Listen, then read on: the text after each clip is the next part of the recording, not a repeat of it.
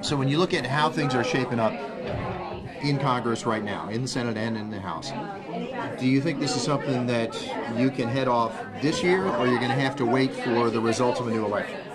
I think it's something that, given the public outcry on this piece of legislation that the Senate has, where only 12% of the voters in the country support it, I think this is something that can be defeated now, and force Congress, both sides, to deal with some realities about doing some fixes to Affordable Care Act, reforming some issues within it, particularly premium increases, revenue, and in doing so, I think it's a win for everybody. But as long as we have this kind of blind obsession that we have to pass this piece of legislation regardless of the opposition, I think on this last recess now, and it ends Monday, I think senators and congressmen back home are coming to the realization that their constituents are thinking different than them, and I think that's going to have an impact. Is this going to probably lean more on the Senate because they have a statewide perspective? Because I could see members of the House going, well, my particular district is telling me this. Well, I said earlier that for many of my Republican colleagues, this has become a political issue and not a health policy issue. They need to separate those two. Their belief about Medicare and Medicaid, their belief about Planned Parenthood is basically irrelevant in this discussion because of the constituency that it serves, the economic harm and health harm that it'll do to the state of Arizona.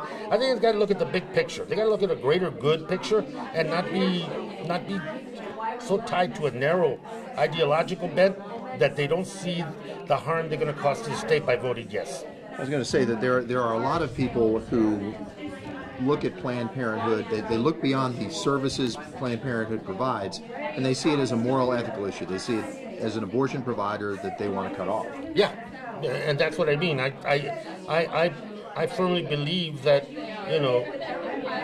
that Planned Parenthood is already prohibited by law, by federal law, from abortion services, period, and receiving any federal funds for that. So the federal funds that come to Planned Parenthood are for services, cancer screening, family planning services, and general health services. So, to say that closing the funding of Planned Parenthood is going to deal with the issue of abortion is not accepting the reality. And the reality is that making a political statement about Planned Parenthood is not going to deal with the 2.5 million women that rely on Planned Parenthood in this country as their sole provider of health care. Now, if they take away the federal funds that are permitted, does that undermine the whole organization to the point where it could collapse? I think it does. And what it does more harmfully is that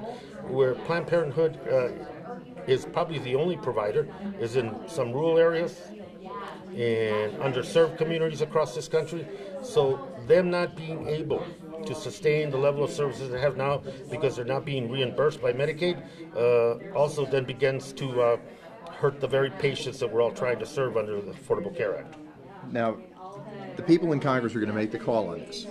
Who are they really hearing? Are they hearing their constituents, or are they hearing other forces now? Well, I think when you look at the 13 senators that wrote this legislation in secret, the only other groups of people that had access to that were the pharmaceutical lobbyists and private insurance carrier lobbyists. And so who are they going to satisfy? Are you going to satisfy 12% of the public that supports it? No politician is going to do that. Or are you going to satisfy the lobbyists that maybe help you with your campaign and have an undue influence over what this legislation looks like? Those are the bitter choices that they have before them. I think the safe bet is going to be that a lot of them are going to listen to their constituents before they tie their political fortunes and the fortunes of the state around some lobbyists that are only interested in protecting their industry. Are forces like the drug companies for or against this? You could see how they might want broader coverage because more people are buying prescriptions. Well, also that they don't want some reforms that would have to be looked at if we did this in a bipartisan way, and that is for Medicare and Medicaid to purchase their pharmaceuticals in bulk like the VA does, which would reduce cost overall both for patient and for the government. I'm sure they don't want that. I'm sure they don't want, they want to be able to still control the value and the patent of a given drug till the end and extract as much money as you can out of it. That's the prerogatives they want to save.